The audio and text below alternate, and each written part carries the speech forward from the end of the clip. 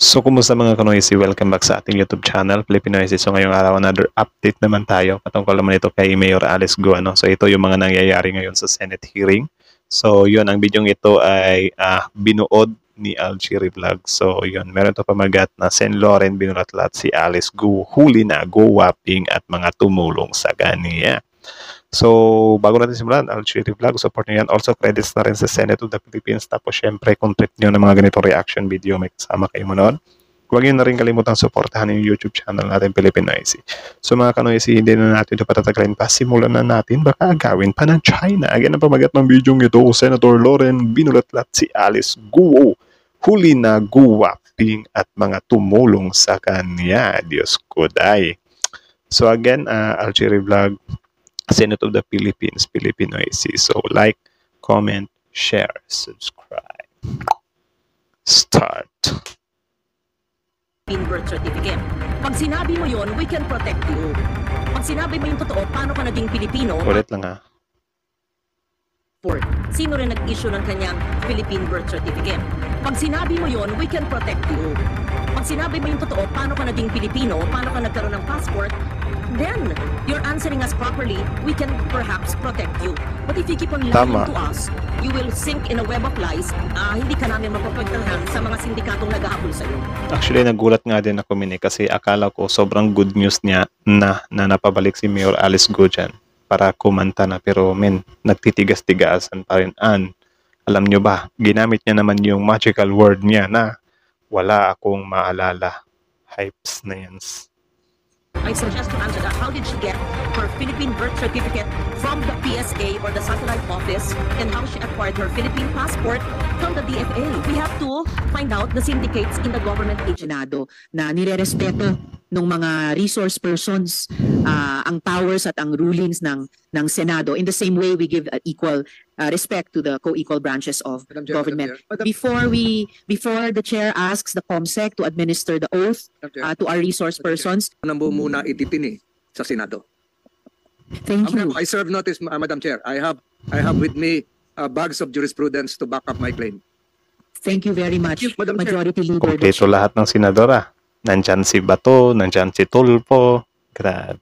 Si Senator Bato, akala ko hindi to pupunta na dito kasi yung nangyari nga kay Kibuloy Hay nako. Chair will welcome that motion at the proper time and Madam Chair, rule on it accordingly. Yes, and Joel. Thank you very much, Madam Chair, and I'd like to thank our Majority Leader for raising that up, because that is precisely what we wanted to tackle, Madam Chair, because let me just put into the records of this August Chamber the landmark case of Arnold versus Nazareno. This is a landmark case. It was stated that obedience to its process may be enforced by the Senate committee if the subject investigation before it was within the range of legitimate legislative inquiry. Accordingly, Madam Chair, as you mentioned, live yung ating contempt citation kay Alice Go. As long as there is citation, investigation, Francis Tolentino,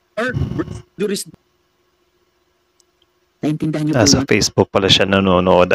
So, tuloy. Miss Alice? Opo, Madam Chair. All right. So, can you finally confirm before this committee, kayo ba si Guo Huaping? Hala.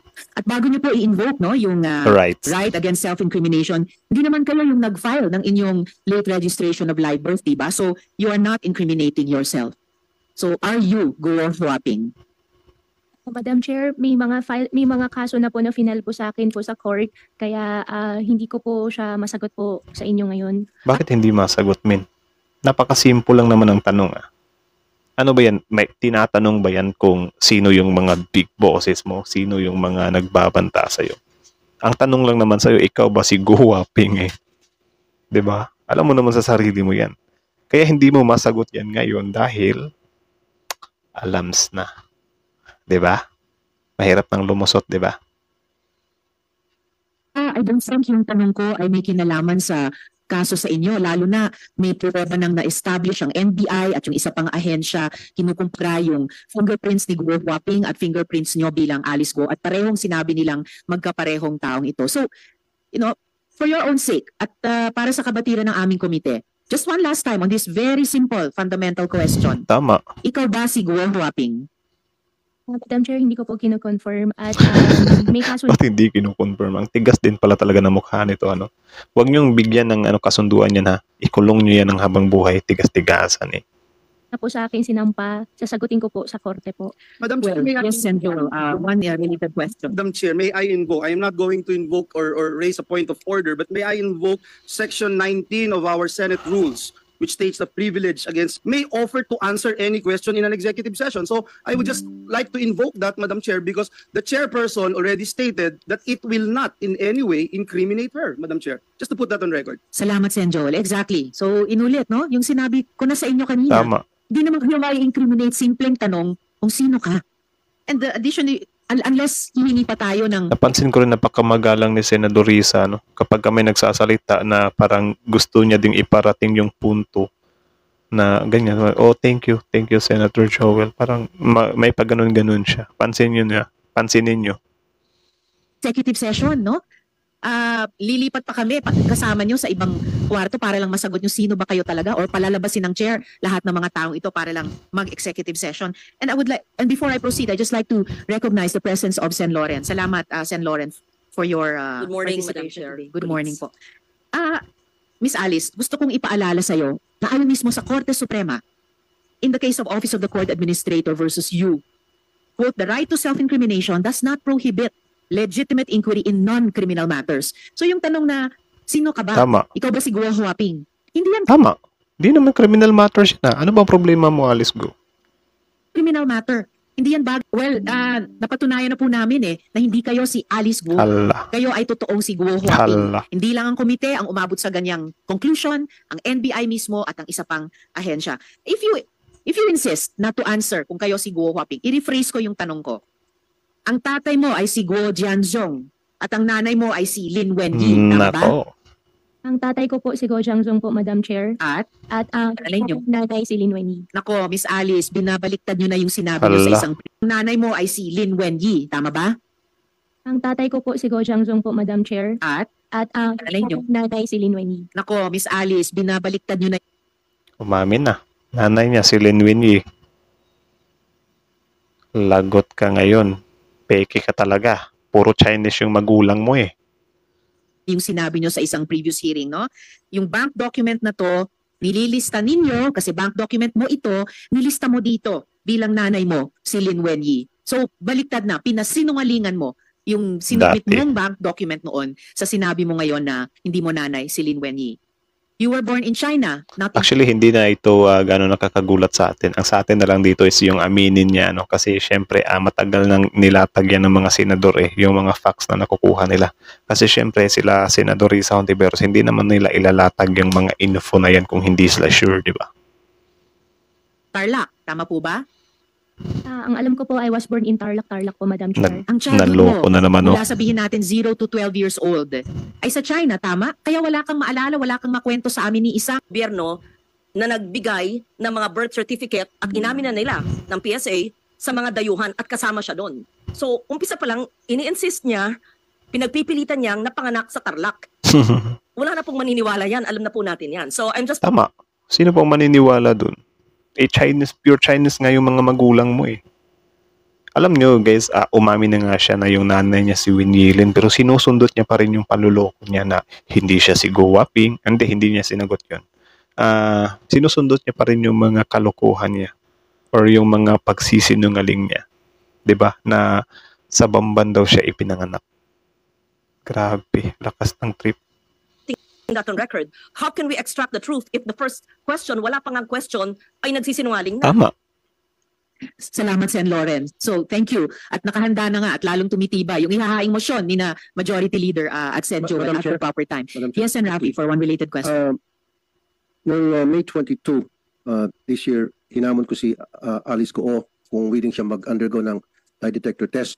Hanggang ngayon, okay ka pa rin ba, Miss Alice Goo? Papayag ka pa ba mag-lie detector test para malaman natin yung mga sinabi mo, ibabangga natin doon sa mga alam namin. Are you still willing? Miss Alice. Nagot na. Madam Chair, pwede ko po i-consult po muna. Sino ang i-consult mo? Consult ko po sa lawyer po muna. Alright, you can do that during this hearing. Ay, thank you. Okay. So ayaw niya magpa-lie detector test. Pero para sa akin, hindi naman nagmamatter na yung lie detector test talaga eh. balikan po namin yung tanong na iyon during this hearing. Ngayon, This is yes, related, Senator Roel, a Madam related Chair. question. Very related. Madam Chair, obviously itong ng basto sa Senado ay wala pa ring konsensya para magsalita o Waping at si Alice Go. So ang tanong na lang siguro, Alice, ikaw ba naniniwala doon sa pagmamatch sa fingerprints that match na ginawa nitong NBI na ikaw si Waping at si Alice Go ay iisang tao? Guwaping yung pagkabigas niya. Guwaping po. Guwaping. Ms. Alice. Madam Chair, honestly po, hindi ko po alam kung paano po nangyari. Basta alam ko po, ako po si Alice Go po. At pasensya na rin po kung hindi po kayo naniniwala. Ako sinasabi ko, as much as possible po, gusto ko rin pong sabihin po sa inyo lahat at sa mga magiging questions niyo rin po sa akin mamaya, may consideration lang din po ako sa safety ko rin po. Well, tatanungin ko rin kayo. But ano pang tawag dyan? Ano pang point ng pagsisinungaling mo, Alice Go, dito? Ha? Ano pang gusto mong patunayan? May i-clear ka pa bang pangalan? Yung pangalan mo sobrang hirap nang i-clear niyan. Kung sa safety naman, nandyan ka na naman nasa poder ng ano eh. 'Di ba? Kung i-set in contempt ka, mas safety ka nga dyan, edi dyan ka na lang. Ikanta mo na lang para damay-damay na lahat. 'Di ba? Kung natatakot ka sa mga death threats na yan, mas maigi pag anuhan nyo na ipahulid din yun. Tungkol diyang sinasabi niyong safety niyo mamaya. Pero ibig sabihin din, bawat tanong namin ngayon, dahil paiksi na yung panahon, pasara na yung window of opportunity niyo, Kung anong safety na sabi, kung meron bang interesado sa buhay niya na isang malaking sindikato na siya ay Na-react na natin to sa isang video natin. Cut lang natin.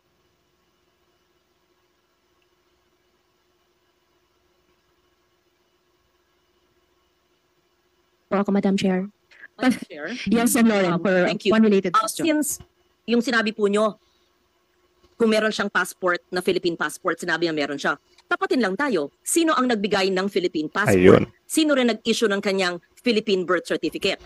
Nako, eto na. Ito na yung simula ng pagkabagsak ng ibang mga may kinalaman dito sa usaping Alice Go at yung mga pogo.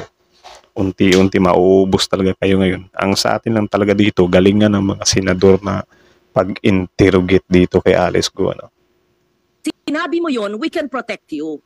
Pag sinabi mo yung totoo, paano ka naging Pilipino, paano ka nagkaroon ng passport, then you're answering us properly, we can perhaps protect you. But if you keep on lying to us, you will sink in a web of lies, hindi ka namin maprotektahan sa mga sindikatong naghahabol sa'yo. I suggest to answer that. How did she get her Philippine birth certificate from the PSA or the satellite office, and how she acquired her Philippine passport from the DFA? We have to find out the syndicates in the government agencies. No, di ba? Yun talaga yung pinakapunto talaga natin dito kung bakit nagkakaroon ng session dyan. Yung talaga, mabulabog lahat ng mga sindikato. Managot lahat.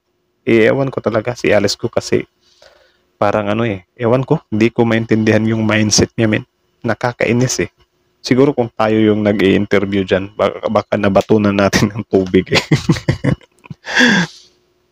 Para sa kabat na gamit para makakuha ng Filipino passport. Pero sa pagkaalam din ng aming komite, nagkaroon ka, Miss Alice, ng Chinese passport. Kaya sa lahat ng mga tanong na ito so far, bakit ayaw mo sumagot? Tama. Wala namang self-incriminating sa mga tanong na ito. You are only being asked, in fact, you are only being asked about your previous answers to the committee. Tama. Yung mga previous documents na sinabit mo sa mga bangko na nakuha namin. So please stop being evasive. Na. Stop being evasive before this committee.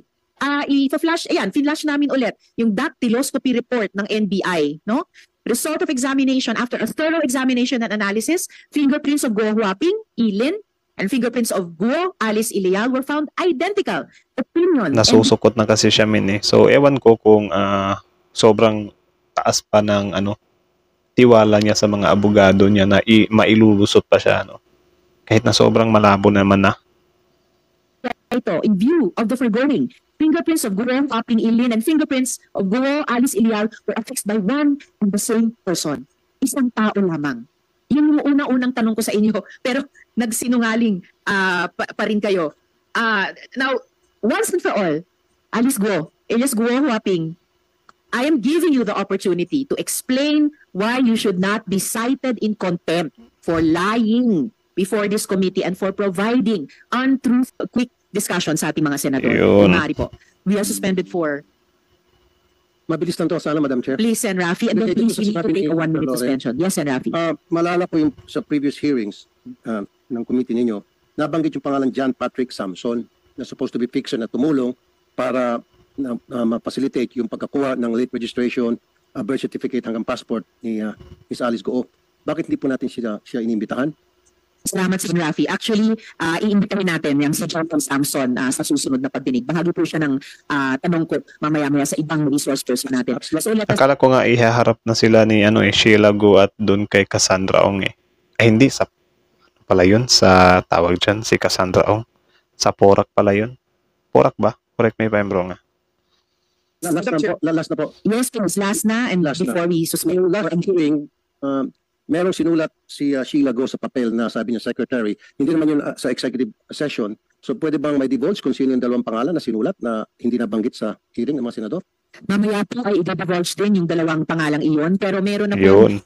isang related resource person sa dalawang iyon na nandito ngayong araw at siguradong matata.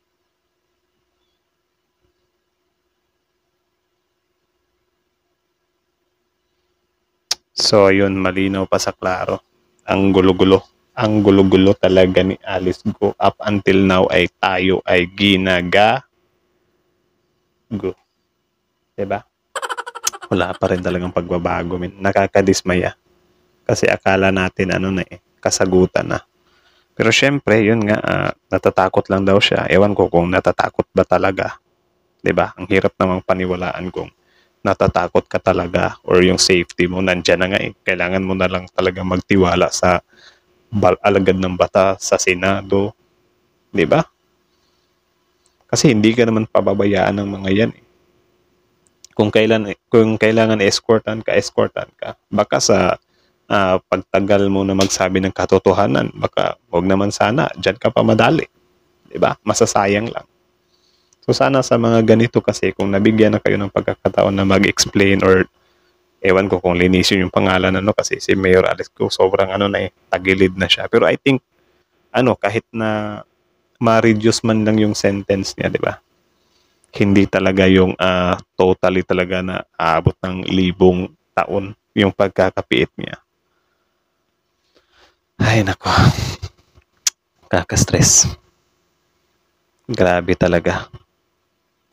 Talaga siya eh. Sobrang ewan ko kung, hindi naman talaga ako naniniwala na takot si Alice Go kasi kung makikita naman natin, sobrang chill niya lang naman. Para sa akin nga, baka may hinihintay siya eh. Or yung tipong, gusto niya pang mag-consult sa attorney niya, di ba? Parang may hinihintay siya eh. Or ewan ko kung umaasa pa rin ba siya na malilinis yung pangalan niya, like totally free siya. Kasi parang malabo na eh. Diba? Or siguro hindi niya nakikita yan nagdadalawang isip or hindi nga siya ganong confident na magiging malinis yung pangalan niya eh. Kaya nga siya lumipad sa ibang bansa, diba? Kasi kung confident siya, hindi na siya aalis eh. Gaya lang din yan kay Kibuloy. Kung confident si Kibuloy, hindi na aalis yun. Diba? Pero ba't umalis pa rin? Ay nako, ewan ko. Ang gulo-gulo. So, yun lang naman mga kanoysi. Kayo masasabi nyo dun. Comment down below. Tapos yun, pag-usapan natin yan sa comment section. So, na-stress din ba kayo kay Mayor Alice Go? So, about naman dun sa lie detector test, kayo agree din ba kayo dun? Comment din kayo sa baba kung may malaking tulong ba talaga yung lie detector test na yan. At, ayun nga, ewan ko. Kayo ba guys? Hindi siya. Kasi, malinaw na naman na siya nga si Go Wapping. Pero nakakainis, tinatanggi niya pa rin or hindi niya inaamin.